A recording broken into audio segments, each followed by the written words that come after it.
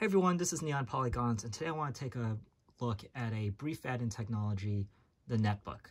So for those of you who don't know, Netbooks were micro-sized laptops that came out in around the late 2000s, whose sole purpose was just to get on the internet and do simple documentation. So to understand, I guess, the time at which why the Netbooks even existed is to know kind of the era of the internet during that period. So in the late 2000s, internet streaming was not really a thing yet. So applications such as Netflix and Hulu, Spotify, heck, even like kind of YouTube, they weren't kind of as ubiquitous as they are now. And so when people think back to why did they need the internet back in the late 2000s, it was still much more in a viewing web pages experience. Also keep in mind what social media was like in the late 2000s, and you look back at what the major social media platforms were, such as Facebook, Twitter, and at the time MySpace, Zanga, Blogspot, for example. Most of the social networks back then, in terms of what you were able and capable to do, was, I would say, very simple media additions. And by that I mean is, you know, the extent of what you would do on the social media networks would be writing text and going along with a picture, or writing a blog post and adding some pictures. So in terms of the, you know, hardcore media editing that we do now with our social media channels, that didn't really exist in the late 2000s. So you weren't really looking into like adding and uploading and editing video to your social media back then. It was simply just, hey, I'm just going to write my status and maybe kind of upload a photo to go along with it. So you think back in terms of what was the experience of the internet in the late 2000s and what was the experience of kind of what people needed the internet for. And that kind of describes kind of more so the background behind the existence of netbooks. And thinking about in terms of like what laptops were in the late 2000s, people realized that, hey, I don't need a laptop with all this extra computing power to do all this jazz. I literally just need a laptop to just get me on the internet, and I like it to be able to go place, you know, location to location with something lightweight that, you know, will allow me to access my email and do some simple Word documents.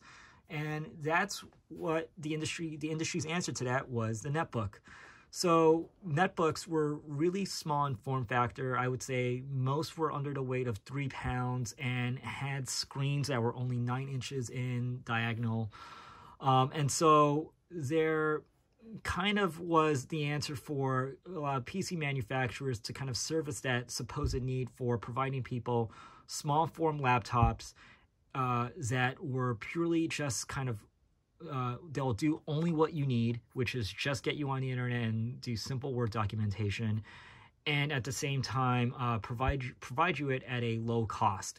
So the great things about Netbooks was they kind of really answered those core 3 things. They were light, compact, you know, in terms of like this model, which is only like 2.8 pounds. They did exactly what you need, so get on the internet and do simple Word documentation, and they were low cost. So this unit in particular was under $500, as you know, as most Netbooks were, and they were really, at that time, that was really the rise of laptops hitting that sub $500 mark. So you can really kind of credit Netbooks with providing that low cost laptop price point. Now, unfortunately for Netbooks, they came at a very unfortunate time. And what I mean by that was their technology would get eclipsed fairly quickly. So I remember in the winter of 2008, a lot of the holiday buyer's guides would all proclaim Netbooks were the big thing to get.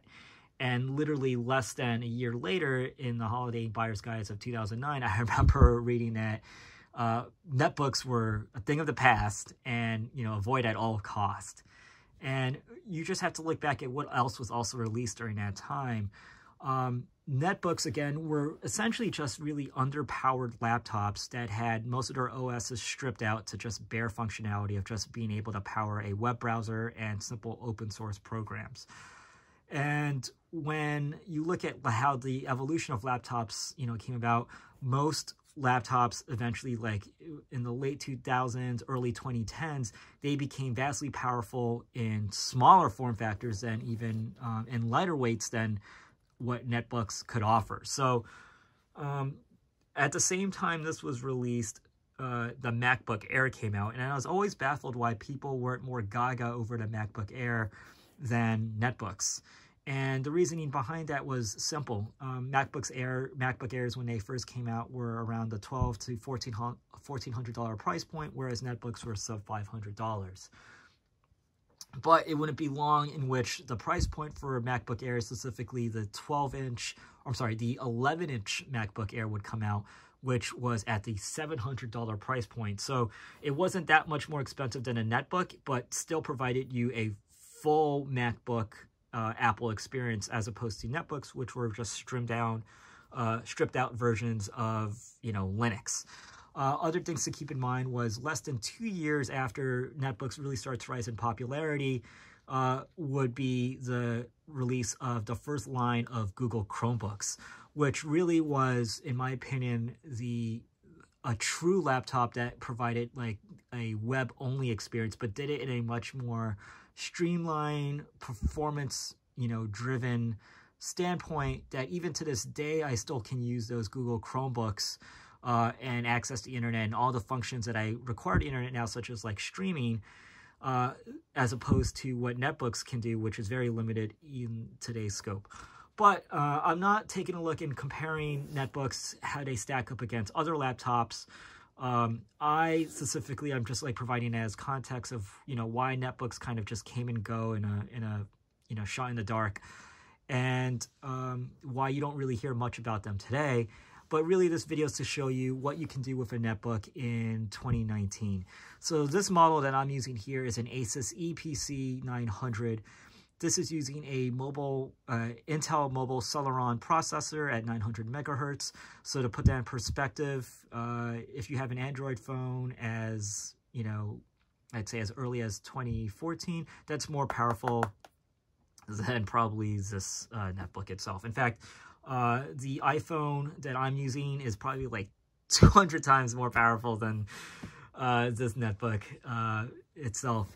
But for 2008 specs, this is, not bad. I have to be honest with you. Like, I remember using this laptop in 2008 and realizing, like, wow, this is a very speedy process of, accessing all the internet pages that I want to see back then, which was really getting on Google, looking at IGN, GameSpot, etc. And, this, provided, the web experiences quite well. Now, also keep in mind, too, Google Chrome was not really kind of the thing yet. Firefox was still kind of the rising power in terms of like internet browsers. And so this unit particularly is using a stripped down version of Linux on it, and it uses Firefox as its main web browser. So for the majority of the experiences that you'll get on a netbook, it's primarily going to be Firefox. Now, as you see here, this is using kind of a tab format of all of my applications on its desktop. So all my internet applications on the internet tab, all my kind of documentation programs under work. The Learn tab showcases kind of the tools for doing like your calculator and kind of the Linux version of Microsoft Paint. Play tab kind of showcases all your media applications, so such as games, media player, music manager, photo manager, etc. And then your settings tab, which just showcase kind of all your settings for accessing, or all the applications for accessing your laptop settings. So let me just get out of this program really quickly. So as I'm in the settings tab right now, let's just kind of look at some of the specs here. It has about 1 gig of RAM, and there you can see it's using the Intel Mobile processor. This was built in March of 2008, and the BIOS date is from May 26, 2008. So really, when you look at this, this laptop itself, yeah, it's using, right as of this date, it's using a 11-year-old processor, but it's highly underpowered. And so there's very limited, functionality that I can do as of right now in 2019. But I'm not looking at that. I'm trying to see like what's the best I can do right now in 2019. And so for the most part, there is like kind of a robust desktop format, and it is a very nice UI interface where I am able to access everything I need to know, in a very simplified format. So I do love the tabular approach to seeing where all my applications are. And you'll come to realize that most of the applications, again, are, most of the web applications are utilizing Firefox. So let's just look at the Play tab here, and when I click on Games, this doesn't mean I'm going to be playing Minecraft or anything, but it's kind of the built-in games that are on this unit. So as you'll see here, I'll look at Games, there's Potato Guy, and it's kind of like, get to make my own potato, put my own eyes over here. So kind of a cute little game here where I can kind of just make a random Mr. Potato, which I thought was pretty cool. Solitaire, everything's got to have solitaire, right? Ooh. Frozen Bubble. Let's see what this thing can do. Oh, there's loading. I guess while that loads up, let's take a look at all the ports on this laptop. Which was kind of pretty robust for its time. It has, oops. There's the Linux Penguin. So let's kind of get out of this. So let's see here. I have a wired Ethernet port, one USB port over here, my headphone and audio jacks. On this side, here is a media, an SD card expansion port. And this is very important because these laptops came out with very limited hard drive space. This unit specifically only has 3 gigabytes of hard drive space, so if you want to actually like play some media on this or look at photos, that's why it's very critical to really just be utilizing an SD card expansion for just adding a few gigabytes to this laptop. There's 2 additional USB 2.0 slots, a VGA port, and on the back is where you would plug in your AC adapter. So for its time, and I'd say even up until now, quite a bit of ports on this computer in a very small light form factor, which is great. So especially if you wanted to kind of add Windows XP, you would do that via a USB or a flash drive to essentially like boot up Windows XP onto this unit, or to find other ways to kind of further expand it. But again, let's just look at this right now from just a stock Linux standpoint. Let's see some other things over here that you can utilize. Okay, so I am able to access the Wi-Fi in this. I was having some issues kind of getting on my Wi-Fi network, but after a few attempts, I was able to get on it. So that is something to keep in mind, that I'm not quite sure how great the wireless antennas are on these things, but it did take me a minute to kind of figure out how to get this onto my wireless networks now in 2019.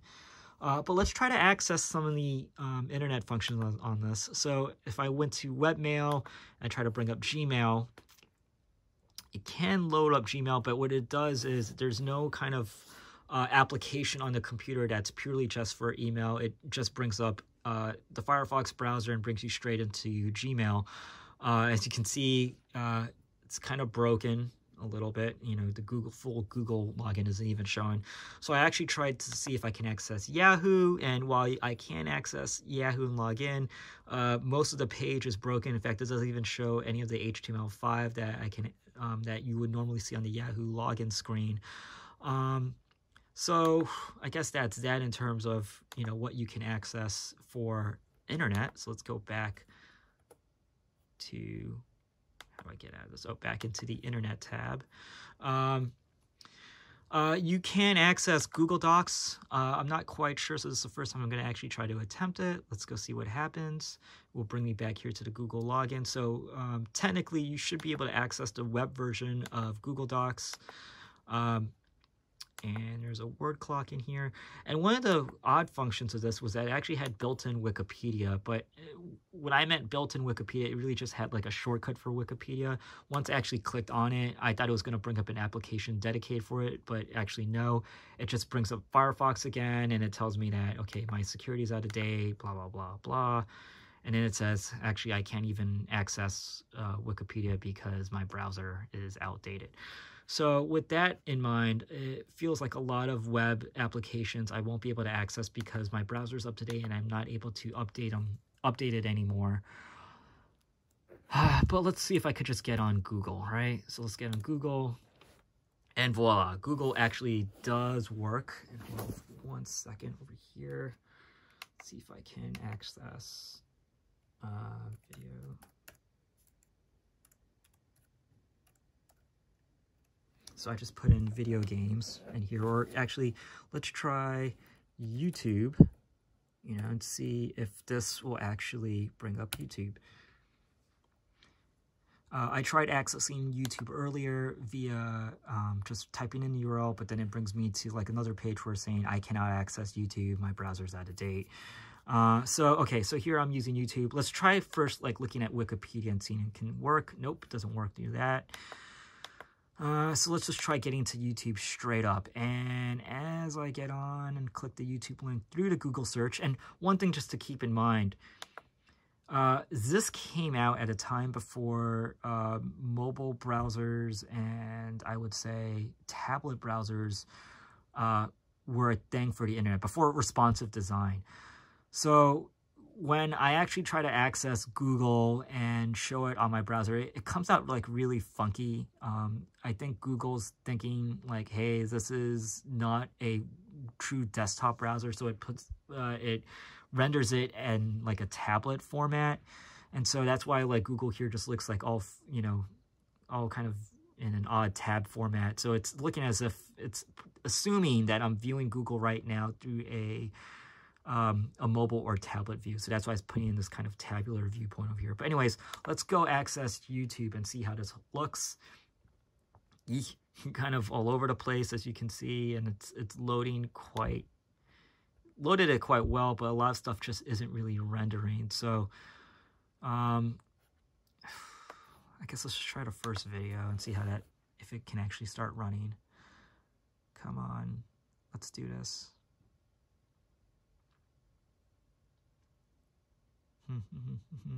Okay, it's slowly loading. And there we go. Now, let's see if it actually plays. And here's the weird thing. It's now actually showing me YouTube in a full desktop format. So now I guess like the browser's thinking like, what's going on? So video isn't really playing right now. So that's kind of that. And so really kind of trying to use the internet on these on these netbooks right now, it's kind of a clunky experience in 2019, and ideally it's probably, you know, not worth it to be using a netbook, ironically, to access the net. You definitely won't be able to access any of your social media platforms, any of your video streaming providers. I tried Netflix earlier, no dice, because it couldn't like bring up like HTML5 or Flash. I tried to use anything with Flash really, and you know, because I can't update the browser, most stuff can't play on it. So just in general, from an internet browsing experience, the netbooks in 2019 unfortunately are just not optimized for that experience no more. And so maybe perhaps if you can update these to Windows 10 or, you know, maybe Windows 7, maybe that might help out in terms of trying to utilize the internet. But as of right now, using it stock out of the box, as I'm trying to do, the short answer is no, there really isn't much you can do on the internet using a netbook and using this model specifically. So let's close out of that. And as you can tell, I'm a bit dejected because I was really hoping I could access the internet on my netbook. But let's just see if like using any of the documentation applications. And what this uses is it uses kind of open source formats or open source versions of Microsoft Word, Excel, and PowerPoint. and this is the open source format for a word processor. And it works just fine. So let's see when I try to save it, if it can save it as I can save it as a PDF. And let's see if I can save this as a Word doc. And yeah, the short answer is yeah, I can actually save this as a Word document, which is pretty cool. Wow, you can see some of my old documents in there. So let's close and discard this out. So that's great. Spreadsheets. And let's see if I can do a simple calculation. 4 plus 6. Let's make sure it comes out to 10. And yeah, works out pretty cool.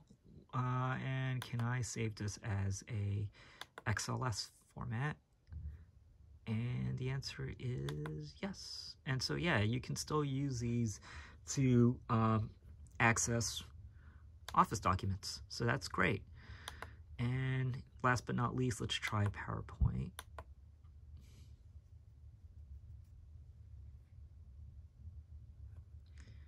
Empty documentation, blah, blah, blah, create.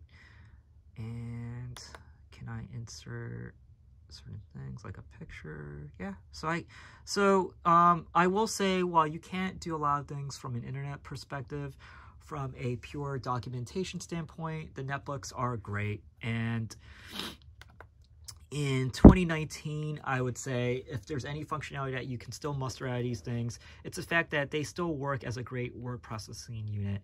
And, you know, would I recommend this in 2019? I would recommend getting one of these if you can buy them for cheap for, let's say, $20, $30, and you need something, you know, cheap, affordable solution for, hey, I'm going to be doing a quick trip and I don't need an expensive laptop. And, you know, there's a potential where, you know, I could be in locations where I could be using a laptop that can get pretty heavily damaged, or I need something that could just beat around, or, you know, can take a beating quite well. A netbook will serve that purpose. And, you know, the battery life on these things are pretty good. The battery on this one, I've been trying to run it through the whole day. I was able to get basically 5 hours of battery life on this guy. And, you know, again, this is almost now a 12-year unit. And the fact that I'm able to get, you know, 5 hours, in my opinion, that's great, you know, in comparison to like kind of even laptops today. Some of them I can't even get like 5 hours. So a netbook would be really great if all you need to do is just simple word processing stuff or simple office work, and you need something that you can bring about in travel that's lightweight, that you really you know, you'll do your Word documentation there, and you'll save the file to an external flash drive, and then you can bring it along with you. And you don't really need the internet, so to speak. I would assume that you can probably get on Google or Gmail or Yahoo and send your files through that way. And that's pretty much it, because accessing the internet now on these netbooks is a very limited in scope in 2019. But, you know, again, what do you expect? It's now 12 years, and a lot of the browser unfortunately just can't be updated. But like I said, if you just need to kind of do office work, this will get the job done for you. Would I recommend it for anyone that just needs it to be a student? Probably not, because again, you'll probably need to access the internet, and this is not going to, you know, do that job. But for people who just need to kind of just, you know, need a secondary computer to just, or a secondary laptop to just kind of do some Word, you know, simple office editing, you know, this is kind of a nice option, and a nice cheap option, as opposed to having to use, let's say, like a Microsoft Surface, or, you know, a kind of a tablet where you attach like a keyboard to it. This is much more of a better form factor than using those options. Anyways, I would love to know if any of you out there are still using a netbook in, you know, the late 2010s, or essentially now we're entering the 2020s. And I'd love to know your experience for those of you who did have a netbook or had this specific netbook. And if any of you have been able to upgrade yours to a more recent OS, or I guess like a more relevant OS that you are able to access the internet on. Anyways, this is Neon Polygons, and if you love this video, make sure to like, comment, subscribe. It would mean, the world to me and be a big honor. And yeah, we'd love to hear from you guys more about netbooks. Anyways, thanks again for watching this video, and catch you all soon.